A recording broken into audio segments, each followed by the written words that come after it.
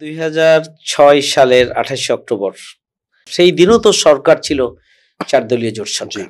Police প্রশাসন completely নীরব দর্শকের ভূমিকা পালন করেছে। ঘটনাটা এতটাই মর্মান্তিক ছিল, এতটাই হৃদয় বিদারক ছিল, তখনই সে বিভৎস চিত্রগুলো আমার সামনে চলে আসে বা ক্রুদ্ধ হয়ে যায়। আমি স্বাভাবিক থাকতে পারিনি। আমার চোখের সামনে 28 অক্টোবরের সেই হত্যাকাণ্ডগুলো, লাশের উপরে নৃত্য, খুঁচিয়ে খুঁচিয়ে দাঁতগুলো শহীদ শিপনের ভেঙে দেওয়া, সাপকে পেটানোর মতো করে লাঠি দিয়ে পিটিয়ে শহীদ জসিমউদ্দিনকে হত্যা করা, তার উপরে নৃত্য করা, অস্বাভাবিক একটা অবস্থা আমার মধ্যে বিরাজ করছিল। আমি নিজেও সেই দিন আহত হয়েছিলাম। আহত হয়ে পল্টন অফিসে গিয়ে আমাকে সব ধরে নিয়ে গিয়ে পল্টন অফিসে গিয়েছে। আমি আবার ব্যান্ডেজ করে আবার ব্যান্ডেজ অবস্থায় আবার ফিরে এসেছি। আমার মনে হয় যে পৃথিবীর ইতিহাসে এটি একটি কালো দিন। চলে আসি একবারে 2006 সালে। আপনার এই তখন বোধহয় আপনি চাকরি করছেন, প্লাস বোধহয় একটা থানার আমির, এরকম একটি দায়িত্ব অবস্থা। এরকম অবস্থায় 4 দলীয় জোট সরকারের শেষ দিন, মেয়াদের শেষ দিনে ঢাকার রাজপথে 28 অক্টোবর 2006 তারিখে যে হত্যাকাণ্ডটি সংঘটিত হলো, এবং সে সময় কিন্তু আমরা দেখেছি যে আপনি সরাসরি আহত ছিলেন। আপনার মাথার ব্যান্ডেজ, সে ছবি এখন আর্কাইভে আছে। তো এই যে আপনি একটু যদি আপনার মতো করে যদি আমাদেরকে ব্যাখ্যা করেন, কারণ ঘটনাটা সেদিন এবং আপনার মূল্যায়ন, কারণ আমরা অলরেডি আবারও একটা 28 অক্টোবর পার করছি এখন। সো আপনার কি মূল্যায়ন, কি হয়েছিল সেদিন, এবং আপনার বিশ্লেষণে যদি একটু বলেন। জি, সেই দিন আসলে 2006 সালের 28 অক্টোবর 3 এবং আমি 3 সালের 1 জানুয়ারি আমি ছাত্র শিবির থেকে বিদায় গ্রহণ করি এবং জামাত ইসলামীর সাথে যুক্ত হই। আর 2004 এবং 5 সাল এই 2 বছর আমি গুলশান থানার আমির হিসাবে আমি দায়িত্ব পালন করেছি। 6 সালে আমি মহানগরীর সেক্রেটারি এবং প্রচার বিভাগের দায়িত্ব নিয়ে দায়িত্ব আমার উপরে দেওয়া হয়, এবং সেই দায়িত্ব পালনকালীন সময় 2006 সালের 28 অক্টোবর একটা হৃদয় বিদারক মর্মান্তিক একটা ঘটনা 2006 সালে 28 অক্টোবর সংঘটিত হয়েছিল। এই ঘটনাটা এতটাই মর্মান্তিক ছিল, এতটাই হৃদয় বিদারক ছিল যে এই ঘটনার কথাটা যখনই মনে পড়ে তখনই সে বিভৎস চিত্রগুলো আমার সামনে চলে আসে বা ক্রুদ্ধ হয়ে যায়, এবং স্বাভাবিকভাবে সেটি আমাকে শিহরিত করে। ওই দিনের ঘটনা পরে বেশ কয়েকদিন আমি স্বাভাবিক থাকতে পারিনি। আমার চোখের সামনে 28 অক্টোবরের সেই হত্যাকাণ্ডগুলো, লাশের উপরে নৃত্য, খুঁচিয়ে খুঁচিয়ে দাঁতগুলো শহীদ শিপনের ভেঙে দেওয়া, খুঁচিয়ে খুঁচিয়ে হত্যা করা, এবং সাপকে পেটানোর মতো করে লাঠি দিয়ে পিটিয়ে শহীদ জসিমউদ্দিনকে হত্যা করা, তার উপরে নৃত্য করা, এসব ঘটনাগুলো আমার চোখের সামনে সংঘটিত হয়েছিল। এবং এই কারণে, এই বিভৎস হত্যাকাণ্ড, নির্মমতার কারণে দীর্ঘদিন আমি স্বাভাবিক থাকতে পারি নাই। অস্বাভাবিক একটা অবস্থা আমার মধ্যে বিরাজ করছিল। আমি নিজেও সেই দিন আহত হয়েছিলাম। আহত হয়ে পল্টন অফিসে গিয়ে আমাকে সব ধরে নিয়ে গিয়ে পল্টন অফিসে গিয়েছে। আমি আবার ব্যান্ডেজ করে আবার ব্যান্ডেজ অবস্থায় আবার ফিরে এসেছি, এবং ময়দানে আমি ভূমিকা পালন করেছি।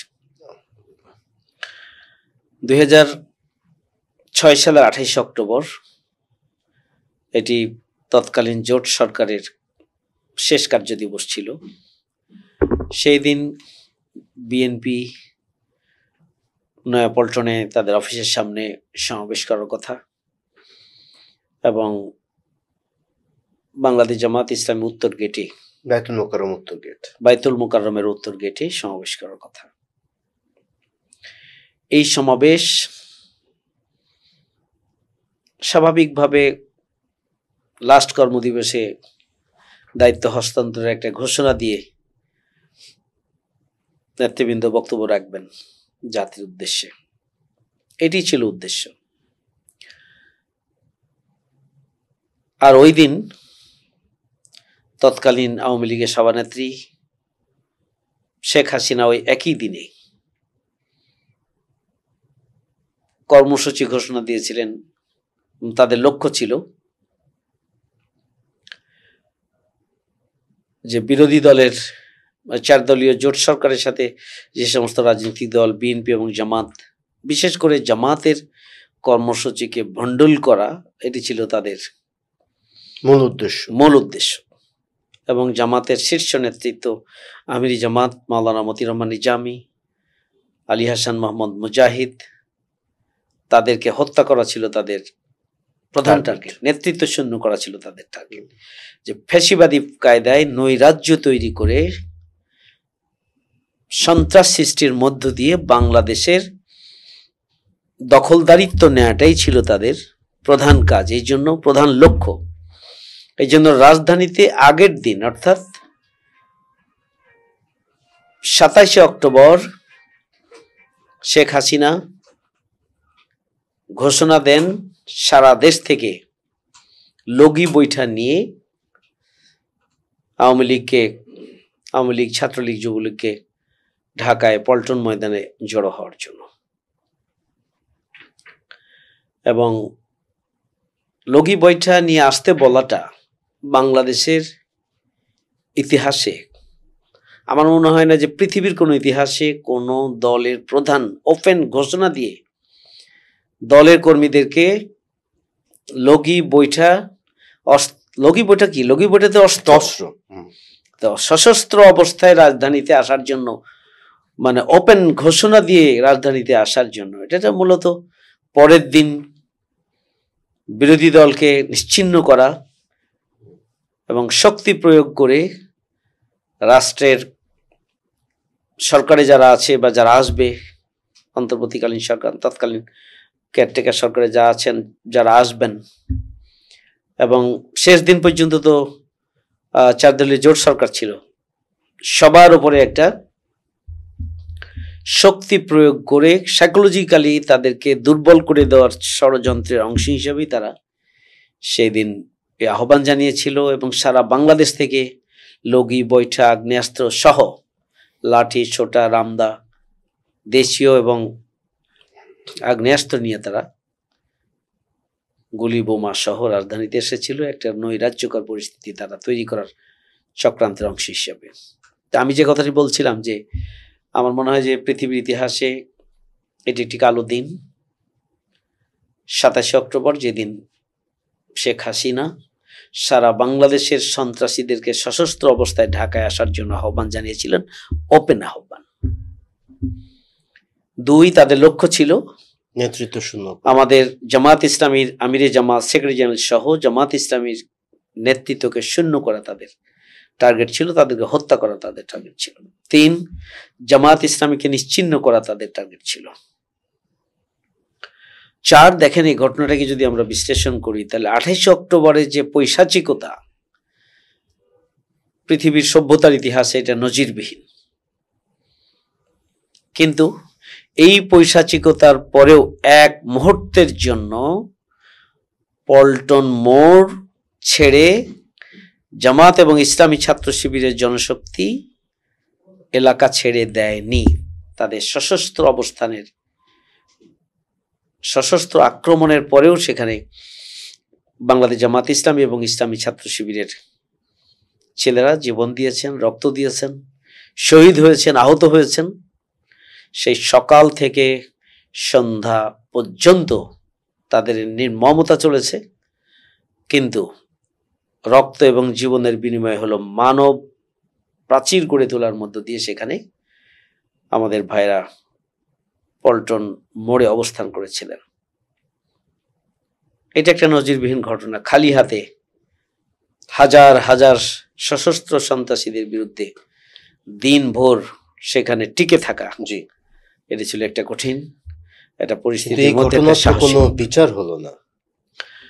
এরপর আরেকটি বিষয় মানে আমাকে বলতে হবে 28 অক্টোবর যদি আমরা বলি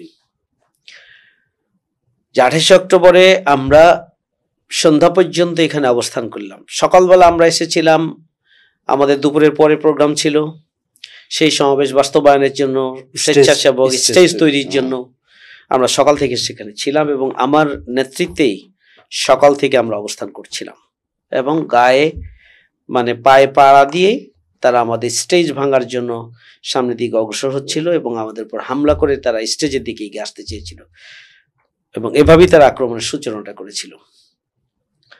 আমি এখানে যে কথাটি বলতে চাইছিলাম যে এত কঠিন পরিস্থিতির মধ্যেও আমাদের সিনিয়র নেতৃবৃন্দ আমিরি জামাত সহ সিনিয়র নেতৃবৃন্দ স্টেজে অবস্থান করেছিলেন। তাদেরকে বলা হয়েছিল যে আপনাদের স্টেজে আসার মতো কোনো পরিবেশ নেই, কিন্তু তারা এটা মেনে নেন নাই যে আমাদের জনশক্তি রাস্তায় লড়াই করছে, আমরা ঘরে বসে থাকবো, এটি হতে পারে না। তারা পল্টনের অফিসে ছিলেন, তারা নির্ধারিত সময়ের আগে অফিসে এসে সময় স্টেজে এসেছেন, সবাই বক্তব্য দিয়েছেন এবং শহীদ আমিরের জামাতের যে বক্তব্য, যে দৃঢ়তা, যে সাহসী উচ্চারণ, পরিস্থিতির প্রেক্ষিতে তার যে ধীর স্থির বক্তব্য, এটা টোটাল জনশক্তি এবং দেশবাসীকে আশ্বস্ত করেছিল সেই দিন। এটি আসলে বাংলাদেশ জামাত ইসলামের বিরুদ্ধে যে চক্রান্ত এবং ষড়যন্ত্র, সেই চক্রান্ত এবং ষড়যন্ত্রের তাৎক্ষণিক যে জবাব এবং বক্তব্য আমিরি জামাত দিয়েছিলেন, এটা ইতিহাসে ভাস্বর হয়ে থাকবে ইনশাআল্লাহ। এই 2006 সালের 28 অক্টোবর, সেই দিনও তো সরকার ছিল 4 দলীয় জোট সরকার। পুলিশ প্রশাসন কমপ্লিটলি নীরব দর্শকের ভূমিকা পালন করেছে। সন্ত্রাসীদেরকে প্রতিহত করার জন্য স্বরাষ্ট্র মন্ত্রণালয়ের পক্ষ থেকে, আইন শৃঙ্খলা বাহিনীর পক্ষ থেকে যে পদক্ষেপ গ্রহণ করা উচিত ছিল সেটি তারা করে নাই। খুবই দুর্ভাগ্যজনক এটি। তার চেয়েও বড় দুর্ভাগ্যজনক হলো যে বিএনপি অফিসের সামনে 4 দলীয় জোট সরকারের শেষ দিন বিএনপি অফিসের সামনে বিএনপি সমাবেশ করছে, আমরা বায়তুল মোকাররমের উত্তর গেটে আমরা সমাবেশ করছি। সকাল থেকেই আমাদের সমাবেশের উপরে হামলা শুরু হলো, সারা দিন ব্যাপী আমাদের উপরে নির্মমভাবে হত্যাকাণ্ড পরিচালনা করা হলো, কিন্তু বিএনপির অফিসের সামনে থাকা বিএনপির সমাবেশ থেকে এগিয়ে এসে পাশাপাশি থেকে আওয়ামী লীগকে মোকাবেলা করার জন্য তাদের যে এগিয়ে আসার দায়িত্বটা ছিল, কর্তব্যটা ছিল, কারণ একসাথেই তো আমরা সরকার গঠন করি, রাইট, জোটের সঙ্গী সরকার, আমরা জোটের সঙ্গী সরকার, সেই দিনও আমরা সরকারই আছি। তাহলে সেই দিন তো আসলে বিএনপির উচিত ছিল যে সকালবেলা আমাদের উপর হামলা হওয়ার সাথে সাথে তারাও সেখান থেকে এগিয়ে আসা এবং সবাই মিলেই জোটবদ্ধভাবে এই অপশক্তিকে মোকাবেলা করা। যদি সেদিন আমরা এটি করতে পারতাম, তাহলে বাংলাদেশের ইতিহাস ভিন্নভাবে রচিত হওয়ার সুযোগ ছিল। এটা আমাদের জন্য খুবই দুর্ভাগ্যজনক। আমরা সেই ধরনের কোনো সহযোগিতা আমরা তখন পাইনি।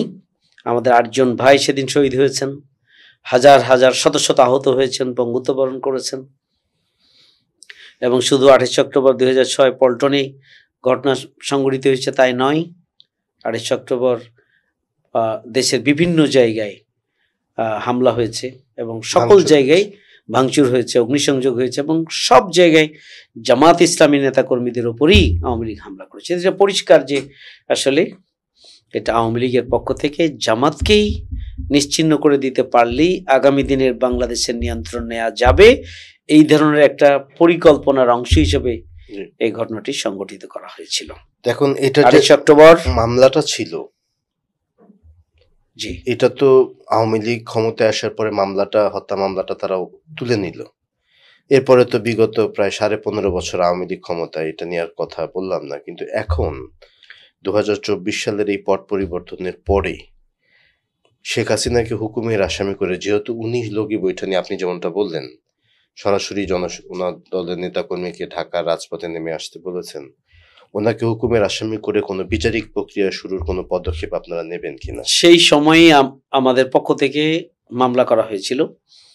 সেই মামলাটি পরবর্তীতে চার্জশিটও দেওয়া হয়েছে, চার্জশিটও রেডি হয়েছিল, কিন্তু একটা অদৃশ্য ইশারায় সেই চার্জশিটটা কার্যকর হয়নি এবং পুনঃ তদন্তের নামে ডিলে করা হয়েছে এবং পরবর্তীতে এটা নথিপত্র সবকিছুকে গায়েব করে দেওয়া হয়েছে, সরিয়ে ফেলা হয়েছে। এবং এখন পর্যন্ত 28 অক্টোবরের খুনিদের বিচার হয়নি এবং তাদের বিচারিক প্রক্রিয়াটা এখন থেমে আছে।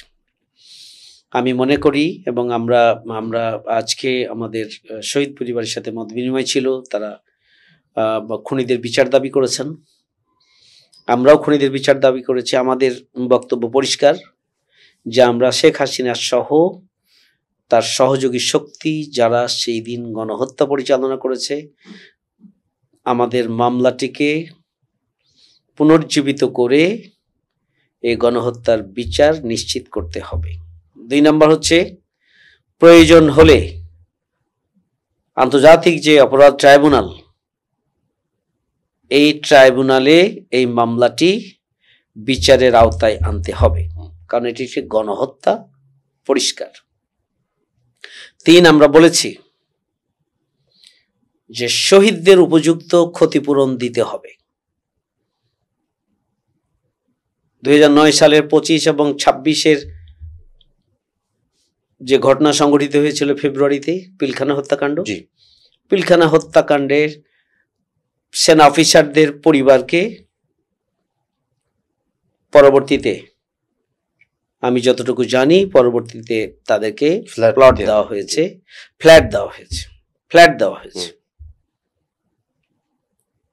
আমাদের বর্তমান অন্তর্বর্তীকালীন সরকার, এই সরকার রিসেন্টলি কয়েকদিন আগে যারা 2013 সালের 5ই মে শাপলা চত্বরে হত্যাকাণ্ডের শিকার হয়েছিল, প্রায় 69 জনের যে তালিকা, সেই তালিকা অনুযায়ী প্রত্যেক পরিবারকে আর্থিক অনুদান দেওয়া হয়েছে। আমি খুবই পরিষ্কার করে আজকে আমাদের শহীদ পরিবারের সাথে মত বিনিময় অনুষ্ঠানে বলেছি যে তাদেরকে আর্থিকভাবে ক্ষতিপূরণ দেওয়ার ব্যবস্থা অন্তর্বর্তীকালীন সরকারকে করতে হবে। আমি আশা করি আজকের এই পডকাস্ট থেকেও আমি সরকারের কাছে অনুরোধ জানাচ্ছি যে শহীদ পরিবার, তাদেরকে অবশ্যই আর্থিক ক্ষতিপূরণ তাদেরকে দিতে হবে। তাদের পরিবারের সদস্যদেরকে এই সরকারের উচিত পরিবারের সদস্যদের মধ্য থেকে সরকারি চাকরির মধ্যে অন্তর্ভুক্ত করা তাদের যোগ্যতা অনুযায়ী, এবং এই সরকারের আমলে নেওয়া উচিত যে 2006 সালে 28 অক্টোবর যে হত্যাকাণ্ড, তার বিচারিক প্রক্রিয়াকে এগিয়ে নেওয়ার জন্য সরকারেরই পদক্ষেপ গ্রহণ করা উচিত।